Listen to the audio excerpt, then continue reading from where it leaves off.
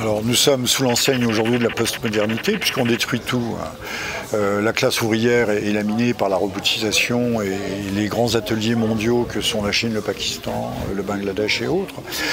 Et le bal du diable parce que nous sommes aussi dans l'univers de la post-vérité. Plus rien n'est sûr, tous les repères sont effacés, on est dans la confusion mentale la plus extrême. Et tout ça naît en 68.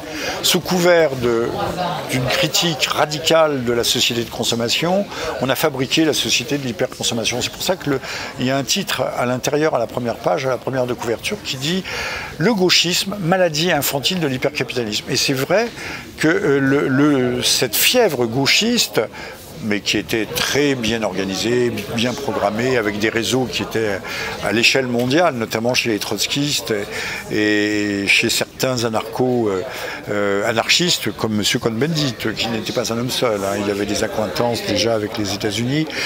Ces gens vont donner un grand coup de pied dans cet arbre vermoulu qui était la France traditionnelle, la France de Gaulle. De Gaulle vieillissant, De Gaulle était un vieillard. Il ne faut pas oublier qu'un an après 1968, De Gaulle quitte le pouvoir.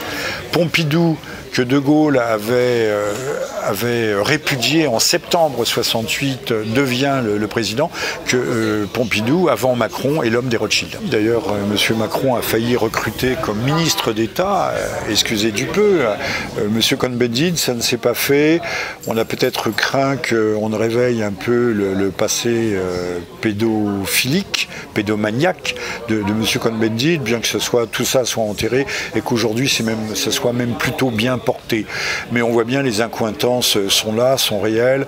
M. Cohn-Bendit a fait pendant plus de 20 ans la pluie et le beau temps au Parlement européen, tensant, faisant la leçon, remontant les bretelles de présidents comme M. Sarkozy.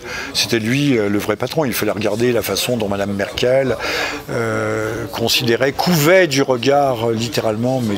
Cohn-Bendit, qui était sans doute le phénix des hôtes de ces bois. Donc nous sommes bien dans l'héritage et cet héritage s'appelle le nouvel ordre mondial.